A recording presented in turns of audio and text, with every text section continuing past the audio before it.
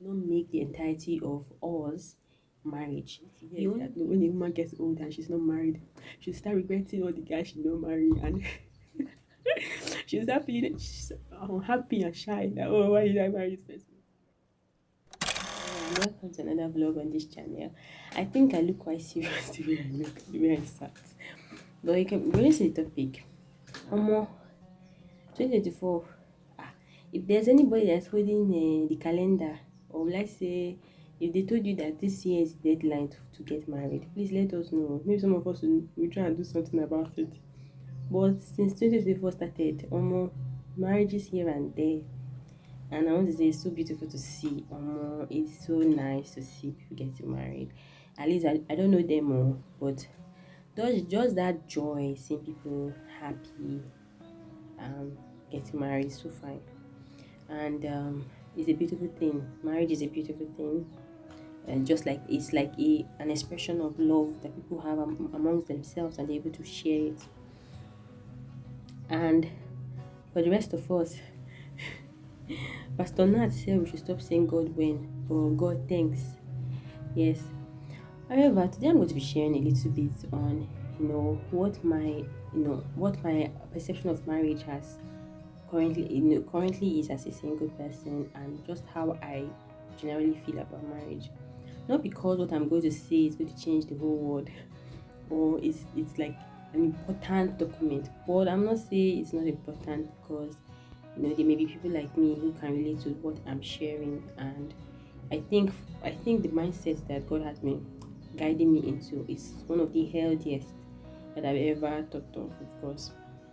You know, marriage is a beautiful thing, and I remember when I was young, I had an age that I the age sorry I had the age that I planned for myself, that this is the age I want to get married, I want to have children. I'm gonna pass that age, and that has not happened. And I remember as a child, I was so, I saw marriage as a very sacred thing. I really saw marriage as something very valuable, very important. And there was just this heart that I had towards marriage that was not something, so I didn't see it, I thought it was something very serious.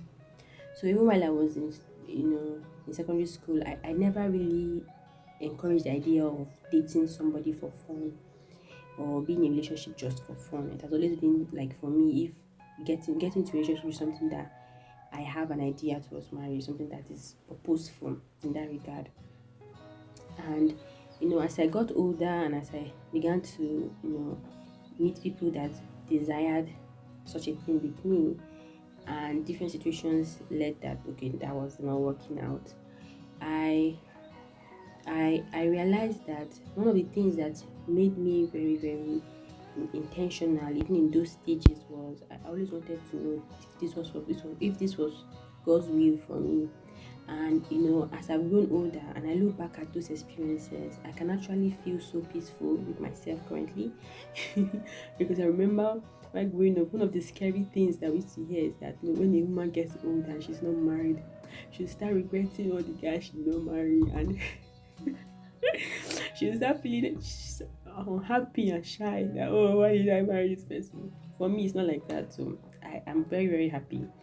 I'm grateful that the people that came then did not work out, and I'm happy that I did not go into those. I did not decide to go into those relationship half-heartedly. I did not decide to get into a relationship without a clear understanding, or I actually made the decision not to, because I could sense that that was not what it was for me at that point. Summary of the whole thing, I'm just at rest with my decision, because I knew that I did it as God was leading me in those period.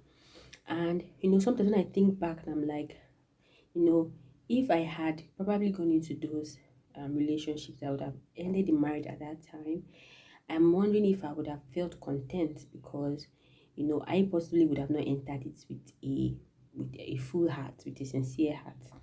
And now I have gotten to have that experience, and to this point, I'm able to, see, okay, Nyechi, the thing, the major thing that, or some of the things that you actually were curious about, you've actually gotten to have a better understanding about it.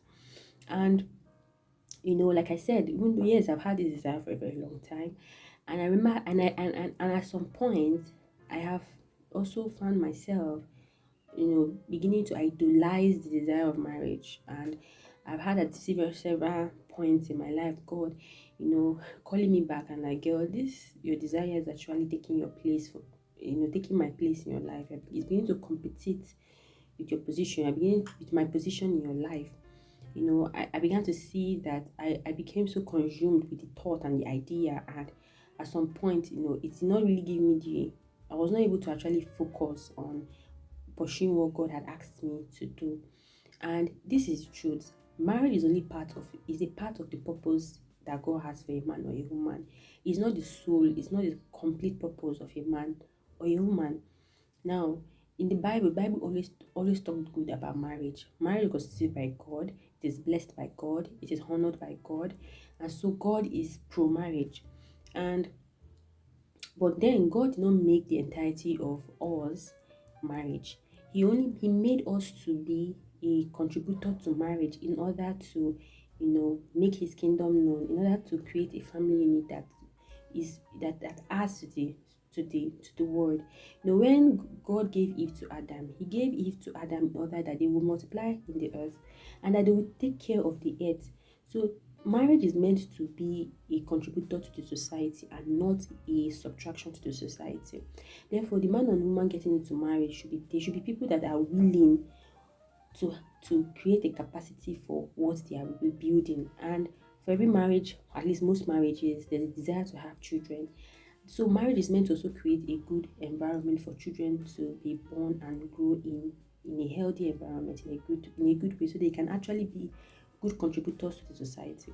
Most of the problems that we have had in this world are caused by people, and if you trace down these people that are causing us problems, some of them grew up in very toxic homes, some of them had a very terrible upbringing, and somehow it feels like if these people were not born, at least maybe the world would have had a little respite.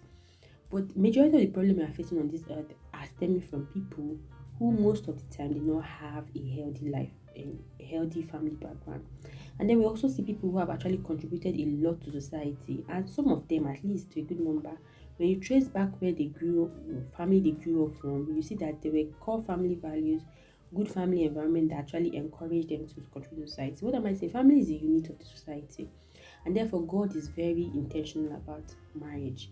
Marriage is a very important thing to God and it's a very important thing to the kingdom of God. Now, as a Christian, I know that marriage is not just meant to be something done out of personal pleasure. It's not just something to be done out of just your emotional desire. There has to be a will that God, there has to be a desire that God's will is going to be fulfilled through this marriage. Now, I'm not a marriage counselor. I'm not actually coming to give you tips on how to choose a life partner. I've not married my own. I've not married my own. But these are the things, these are the truths that I've gotten to accept and understand as years has gone by. Now back to purpose.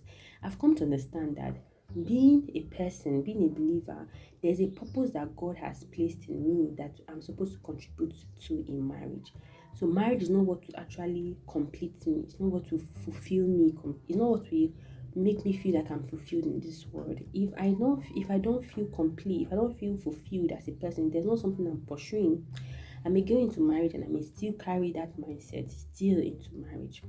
Plus, marriage should not also be the entirety of a person, meaning that even in marriage, there's a purpose that God has for us, and it's still that purpose that you pursue in marriage. So if you make marriage your sole purpose, your sole focus, you may actually miss the true meaning of what God is desiring for you, even in that marriage. I hope I'm not confusing here.